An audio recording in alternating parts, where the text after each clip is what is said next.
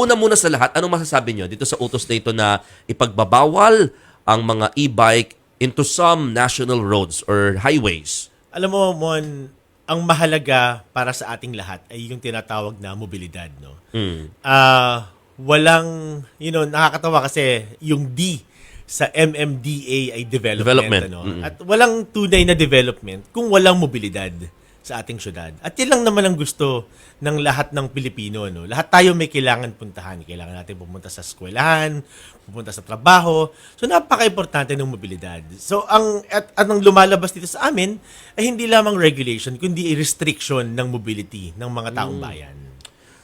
Anong development yung sinasabi natin, sir, na dapat meron yung mobilidad na binabanggit mo? Oo, pag pinag-usapan natin ang ekonomiya ng isang bansa, for instance, no, hindi gaganda yung ekonomiya natin kung hindi makakapasok sa trabaho yung mga tao.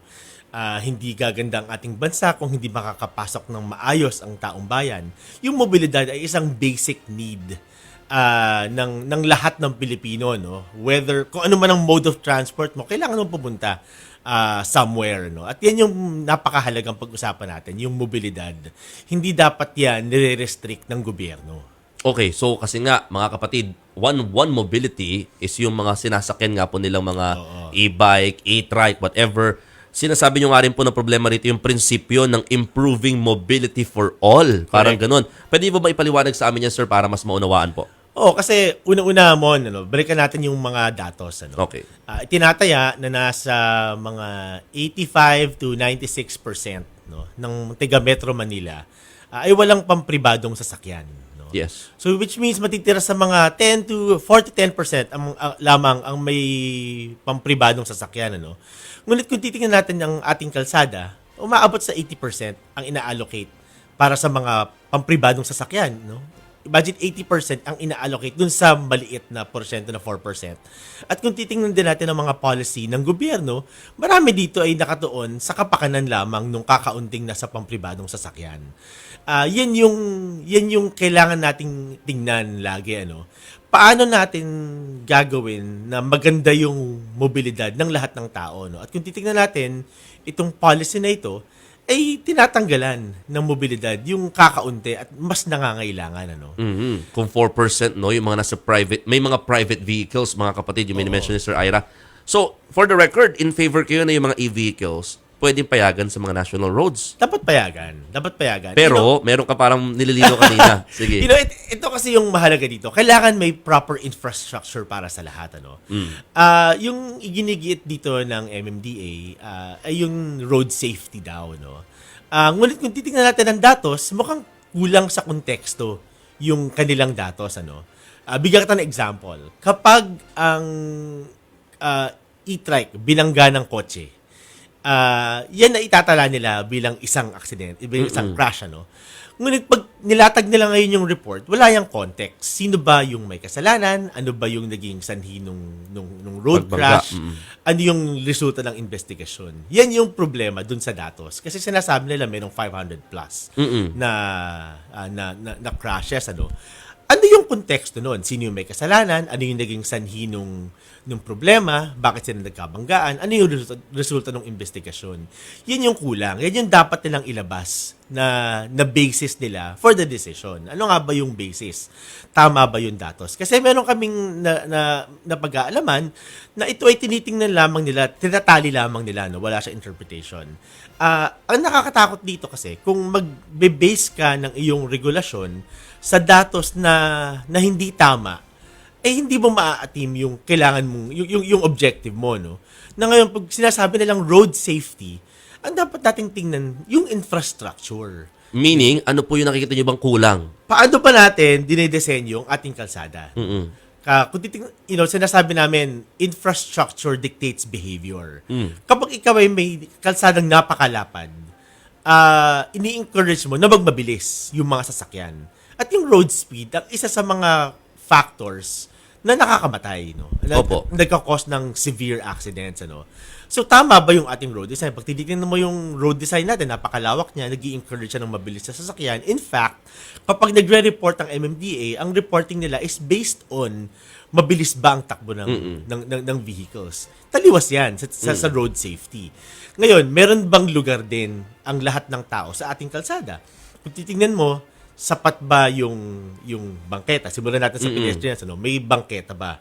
Pangalawa, sapat ba yung bike lane? Protected ba? Ini-enforce ba yung bike lanes, ano?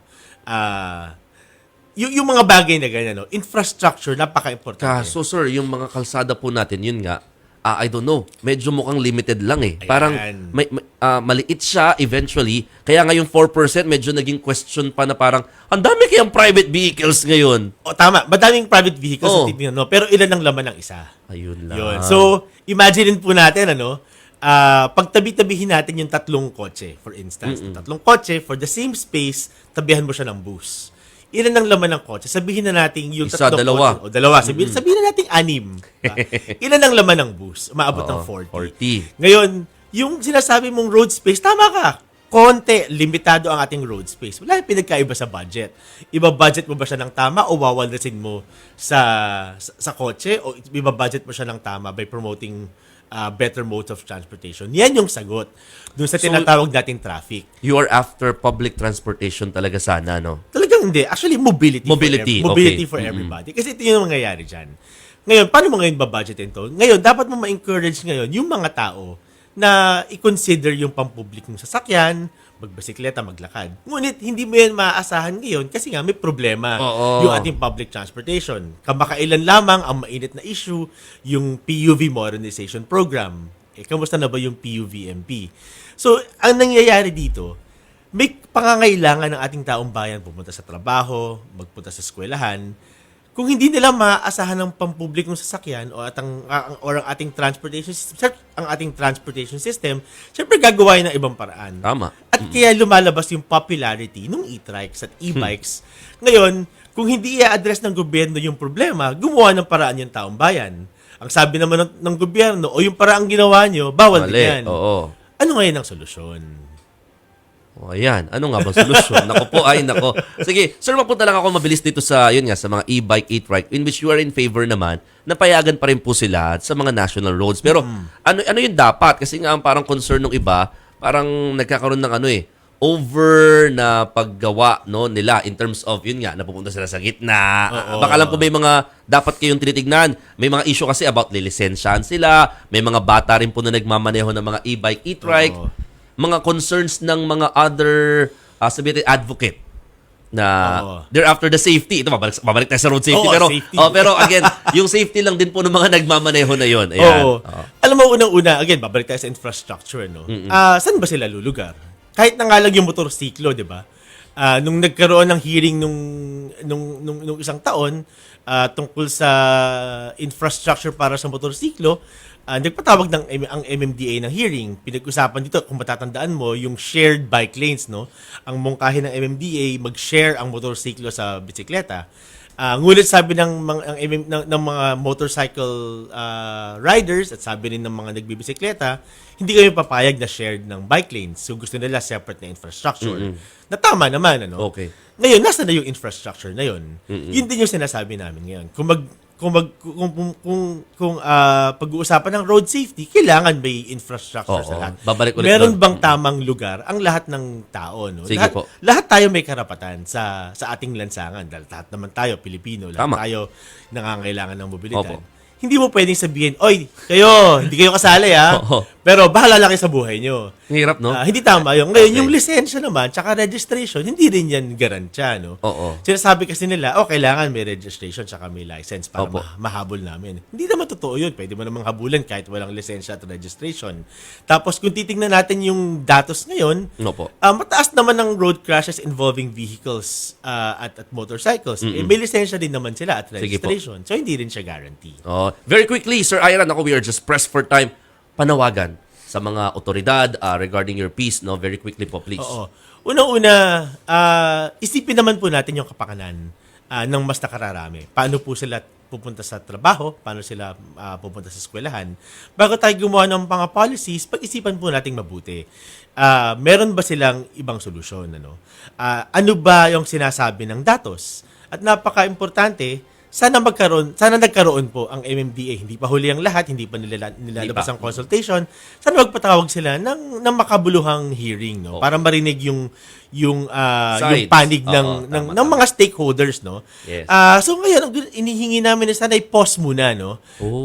Pause muna, pag-usapan natin ito ng mabuti, gumawa tayo ng paraan para sa lahat. Marami naman tayong tools sa ating toolbox, hindi lamang apprehension. Gamitin po natin ito lahat.